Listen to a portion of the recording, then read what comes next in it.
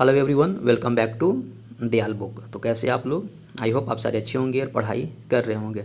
जैसा कि आप लोगों को सभी मालूम है कि बिहार लाइब्रेरियन की वैकेंसी आने वाली है, तो बिहार लाइब्रेरियन एग्ज़ाम से रिलेटेड आपका इंपॉर्टेंट ये सीरीज चल रहा है। और इस वीडियो में जितने सारे जो क्वेश्चंस मैंने चूज किए हैं वो बिहार लाइब्रेरियन एग्ज़ाम के लिए काफ़ी इंपॉर्टेंट हैं, और सारे वो ये क्वेश्चंस हैं जो किसी न किसी लाइब्रेरियन एग्ज़ाम में पूछे गए हैं। तो सारे क्वेश्चंस इंपॉर्टेंट हैं, तो आप लोग वीडियो को अंत तक देखा करें और अपने दोस्तों से शेयर भी करें। चैनल पे नए हो तो सब्सक्राइब भी कर ले, ताकि आप लोगों को कंप्लीट इन्फॉर्मेशन मिल सके। और एक बार आप लोग थोड़ी सी कमेंट करके बताओगे, हालांकि इस टॉपिक से रिलेटेड मैं आप लोगों के लिए सेपरेट एक वीडियो बनाऊंगा।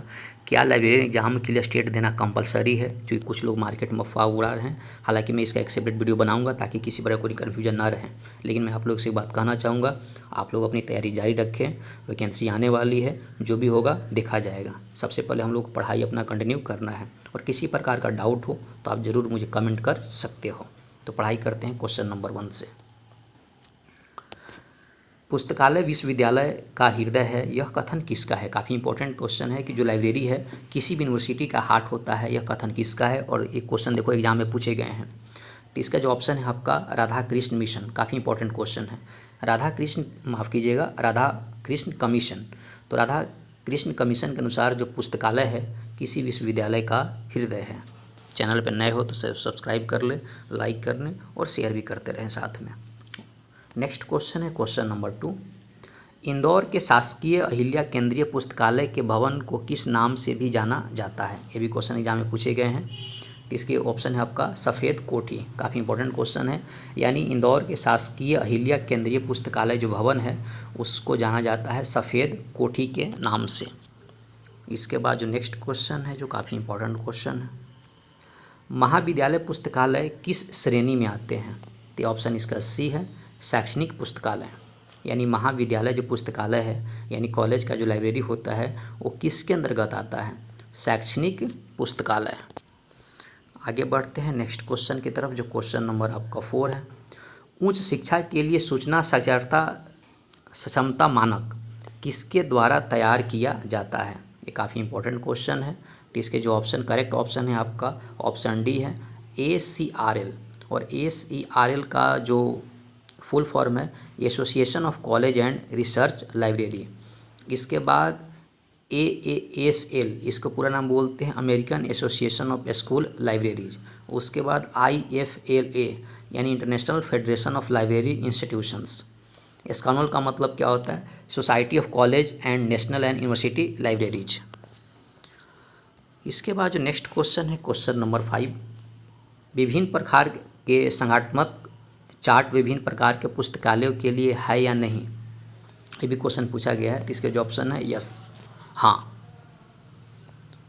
नेक्स्ट क्वेश्चन है, पुस्तकालय समिति निम्न में से किसका अंग है? तो इसके जो ऑप्शन डी है, पुस्तकालय शासन। ये भी एग्जाम में क्वेश्चन पूछा गया है कि पुस्तकालय समिति में निम्न में से किसका अंग है? तो पुस्तकालय शासन का। इसके बाद जो नेक्स्ट है क्वेश्चन नंबर 7। भारत में पुस्तकालयों के विकास के लिए पहली बार किसके द्वारा प्रयास किए गए थे? तो ऑप्शन इसका सी है, सयाजी राय गायकवाड़ तृतीय। काफ़ी इंपॉर्टेंट क्वेश्चन है। और कहाँ पे लगाया गया था? बड़ौदा में। नेक्स्ट क्वेश्चन है, वर्ल्ड ऑफ लर्निंग कब से प्रकाशित की जा रही है? तो इसके इंपॉर्टेंट है आपका 1947 से। वर्ल्ड ऑफ लर्निंग कब से प्रकाशित की जा रही है? 1947 से। आगे बढ़ते हैं नेक्स्ट क्वेश्चन की तरफ, जो क्वेश्चन नंबर 9 है। केंद्रीय पुस्तकालय बड़ौदा फिलहाल एक है, यह है आपका राजकीय केंद्रीय पुस्तकालय। आप लोग गलत मत कीजिएगा। जो केंद्रीय पुस्तकालय जो बड़ौदा में है, जिसको सियाजी गायकवाड़ जी ने आपका उसको किया था, बनाया था, वो आपका किसके अंतर्गत है? राज्य केंद्रीय पुस्तकालय। क्वेश्चन नंबर 10 है, किसी सार्वजनिक लाइब्रेरी के लिए निम्नलिखित में से सूचना आवश्यकताएं पूरी करना जरूरी होता है? तो इसके जो ऑप्शन सी है, स्थानीय समुदाय। काफ़ी इंपॉर्टेंट क्वेश्चन है। किसी सार्वजनिक लाइब्रेरी के लिए निम्नलिखित की सूचना आवश्यकताएं पूरी करना जरूरी होता है? स्थानीय समुदाय। क्वेश्चन नंबर 11, भारत सरकार का कौन सा विभाग सार्वजनिक पुस्तकालयों से संबंधित है? काफ़ी इंपॉर्टेंट क्वेश्चन है। भारत सरकार का कौन सा विभाग सार्वजनिक पुस्तकालयों से संबंधित है? तो इसके जो ऑप्शन बी है सांस्कृतिक कार्य मंत्रालय। नेक्स्ट क्वेश्चन है, विश्वविद्यालय के पुस्तकालयों में फर्नीचर तथा अन्य उपकरणों को खरीदने के लिए वित्तीय आवंटन सामान्यतः इस बजट के शीर्ष की होती है? तो इसको बोलते हैं अनावर्ती अनुदान। यानी कहने का मतलब क्या है, विश्वविद्यालय में पुस्तकालय में फर्नीचर और अन्य उपकरणों को खरीदने के लिए जो वित्तीय आवंटन होता है वो किसके अंतर्गत होता है? अनावर्ती अनुदान। नेक्स्ट क्वेश्चन है, भारत सहित अनेक विकासशील देशों में सार्वजनिक पुस्तकालयों के विकास के आधार पर the UNESCO public library manifesto 1949 का संशोधन किस वर्ष किया था? तो इसके है आपका 1994। समझे बात को? आगे बढ़ते हैं नेक्स्ट क्वेश्चन की तरफ जो काफ़ी इम्पोर्टेंट है। भारत के पुस्तकालय कानून के अनुसार भारत में सार्वजनिक पुस्तकालयों के निदेशक कौन है? काफ़ी इम्पोर्टेंट क्वेश्चन है। राज्य स्तर के मुख्य अधिकारी। फिर से मैं रिपीट कर रहा हूँ, भारत के पुस्तकालय कानून के अनुसार भारत में सार्वजनिक पुस्तकालयों के निदेशक कौन है? तो जो राज्य स्तर पर मुख्य कार्यकारी अधिकारी जो हैं उनके अंतर्गत आता है। क्वेश्चन नंबर 15, यूजीसी से शैक्षणिक पुस्तकालयों के लिए प्राप्त अनुदान को क्या कहा जाता है? इसके जो ऑप्शन बी है तथार्थ अनुदान। क्वेश्चन नंबर 16 है, इंटरनेट पब्लिक लाइब्रेरी निम्नलिखित में से किसके द्वारा संचालित है? तो ऑप्शन इसका ये है डायरेक्शन यूनिवर्सिटी जो इंटरनेट पब्लिक लाइब्रेरी संचालित करती है। अगर चैनल पे नए हो तो सब्सक्राइब करो, लाइक करो और वीडियो को अंत तक देखा करो। और इस एग्ज़ाम से रिलेटेड इंपॉर्टेंट आपका सीरीज चल रहा है तो जाकर वहाँ से भी अपना कंप्लीट कर सकते हैं, जो वीडियो ऑलरेडी आपका अपलोड हो चुका है। आगे बढ़ते हैं नेक्स्ट क्वेश्चन की तरफ जो काफ़ी इंपॉर्टेंट क्वेश्चन है। क्वेश्चन नंबर 18, किस प्रकार के पुस्तकालयों में बकाया प्रभार का आय अतिरिक्त स्रोत होता है? तो इसके ऑप्शन भी है अकादमिक। क्वेश्चन नंबर 19, कौन सा पुस्तकालय संयुक्त राष्ट्र के एक न्यासी पुस्तकालय के रूप में काम करता है? तो इसके जो ऑप्शन डी है Delhi public library. Next question number जो 20 है, विद्यालय, महाविद्यालय और विश्वविद्यालय के पुस्तकालय कहलाते हैं? तो इसको बोलते हैं शैक्षणिक पुस्तकालय। काफ़ी इंपॉर्टेंट क्वेश्चन है कि जो स्कूल के लाइब्रेरी होते हैं, कॉलेज के होते हैं, यूनिवर्सिटी की जो लाइब्रेरी होते हैं इनको बोलते हैं एकेडमिक लाइब्रेरी। आगे बढ़ते हैं नेक्स्ट क्वेश्चन की तरफ जो काफ़ी इंपॉर्टेंट क्वेश्चन है। मॉडल सार्वजनिक पुस्तकालय और सूचनाओं सेवाओं संबंधित के लेखक कौन हैं? तो इसके जो ऑप्शन है, ऑप्शन ए है वेंकटप्पय्या। इसके बाद जो नेक्स्ट क्वेश्चन है क्वेश्चन नंबर 22, सरस्वती महल पुस्तकालय कहाँ पर स्थित है? तो ऑप्शन इसका ए है तंजावुर। सरस्वती महल पुस्तकालय है वो कहाँ पर स्थित है? तंजावुर। नेक्स्ट क्वेश्चन है क्वेश्चन नंबर आपका 23, इंपीरियल पुस्तकालय भारत का पहला पुस्तकालय अध्यक्ष कौन था? तो इसके जो ऑप्शन है, ऑप्शन बी जॉन मैफ्लिन। यानी जॉन मैफ्लिन जो इंपीरियल पुस्तकालय भारत का पहला पुस्तकालय अध्यक्ष था। नेक्स्ट क्वेश्चन नंबर आपका 24, जुबिली परियोजना किस से संबंधित है? काफ़ी इंपॉर्टेंट क्वेश्चन है कि जुबिली जो परियोजना है किस से संबंधित है? तो ऑप्शन इसका सी है इलेक्ट्रॉनिक सूचना सेवाओं के मूल्यांकन से। नेक्स्ट क्वेश्चन है क्वेश्चन नंबर 25, एक शैक्षणिक पुस्तकालय के उपयोगकर्ताओं की विभिन्न श्रेणियां हैं।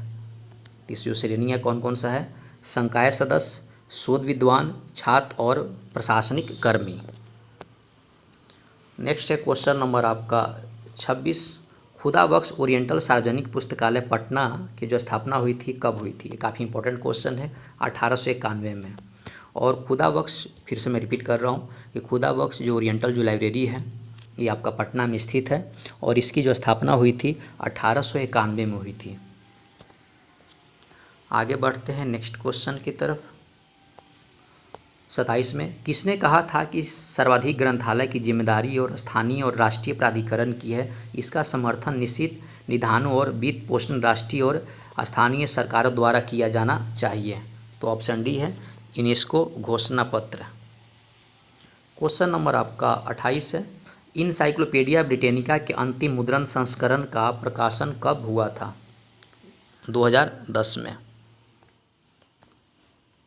नेक्स्ट क्वेश्चन है, निम्नलिखित में से कौन सा पुस्तकालय को इंपीरियल लाइब्रेरी के साथ सम्मिलित किया गया?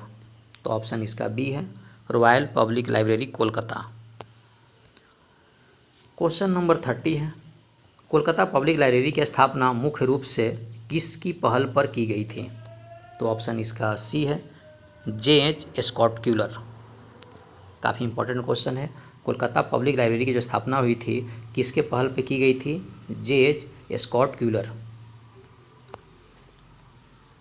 इसके बाद क्वेश्चन नंबर आपका 31 है, INB का पूरा नाम होता है इंडियन नेशनल बिब्लियोग्राफी की प्रत्येक प्रविष्टि में पूर्ण ग्रंथ पूरक विवरण किस अनुभाग में दी जाती है?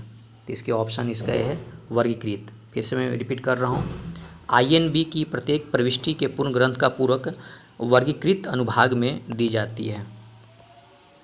नेक्स्ट क्वेश्चन है 32 नंबर में, दृष्टिबाधित के लिए राष्ट्रीय पुस्तकालय कहाँ पर स्थित है? देहरादून। काफ़ी इंपॉर्टेंट क्वेश्चन है, एग्जाम में पूछा गया है आपका।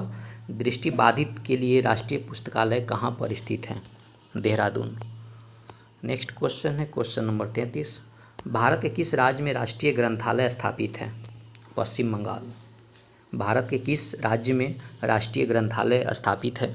पश्चिम बंगाल। चूँकि कोलकाता में है तो कोलकाता सभी को मालूम है पश्चिम बंगाल की राजधानी है। स्वतंत्रता के पश्चात भारतीय राष्ट्रीय पुस्तकालय यानी नेशनल लाइब्रेरी ऑफ इंडिया का प्रथम पुस्तकालय के अध्यक्ष कौन थे? इसके जो ऑप्शन सी है, BS केशवन। यानी जो BS केशवन है आज़ादी के बाद भारतीय राष्ट्रीय पुस्तकालय के प्रथम पुस्तकालय अध्यक्ष थे। निम्नलिखित में से कौन सा भारत का पुस्तकालय संघ नहीं है? तो ऑप्शन इसका सी है, भारतीय राष्ट्रीय पुस्तकालय। काफ़ी इंपॉर्टेंट क्वेश्चन है। भारतीय राष्ट्रीय पुस्तकालय जो है भारत में पुस्तकालय का संघ नहीं है।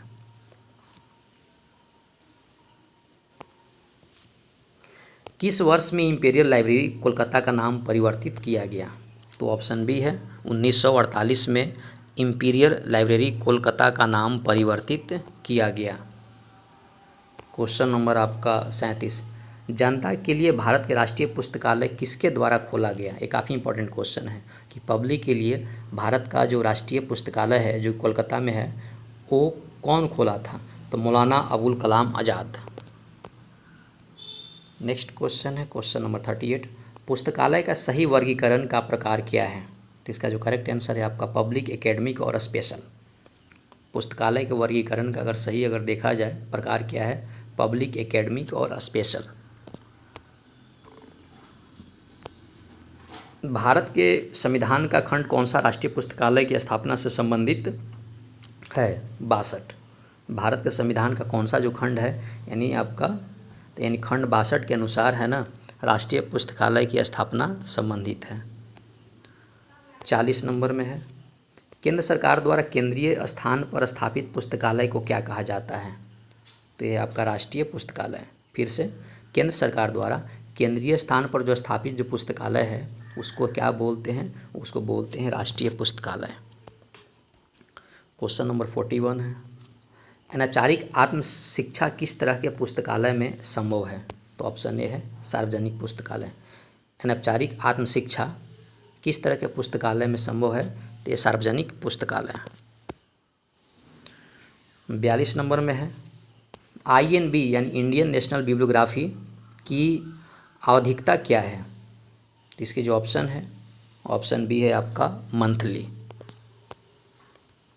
नेक्स्ट क्वेश्चन है क्वेश्चन नंबर आपका 43, INB में कितनी भाषाओं को सम्मिलित किया गया है?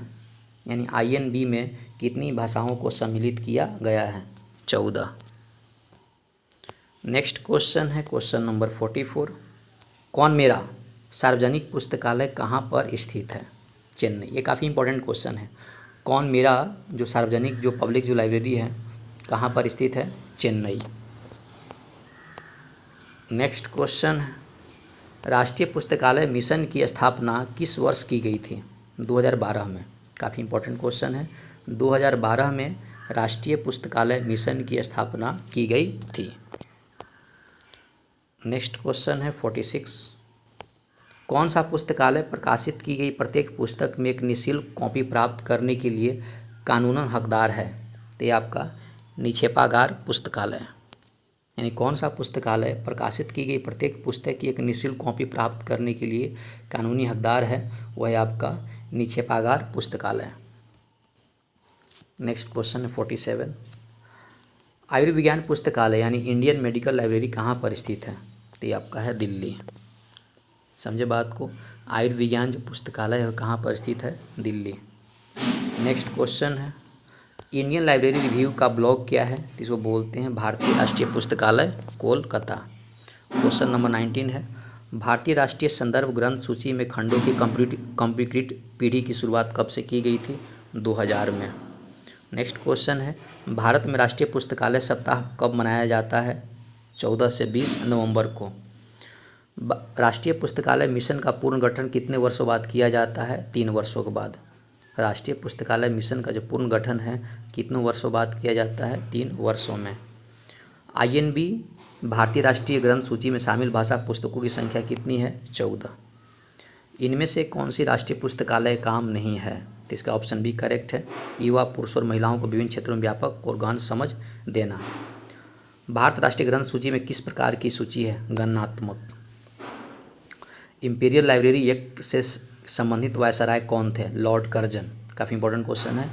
इंपीरियल लाइब्रेरी एक्ट से संबंधित जो वायसराय थे उनका नाम क्या था? Lord Curzon. 56 नंबर है भारत का राष्ट्रीय पुस्तकालय कितने दिन तक काम करता है? 362 दिन। अब इसमें अगर बात करा जाए पुस्तकालय में 3 दिन का अवकाश होता है जिसमें इंडिपेंडेंस डे, रिपब्लिक डे और 2 अक्टूबर के दिन। निम्नलिखित में से कौन सा प्रकाशन केंद्रीय संदर्भ पुस्तकालय कोलकाता द्वारा किया जाता है? इंडेक्स याना। भारतीय ग्रंथालय संघ का निर्माण कब हुआ था जिसका मुख्यालय कोलकाता में स्थित है? 1933। भारतीय राष्ट्रीय ग्रंथालय मिशन किस वर्ष में स्थापित हुआ था? 2012।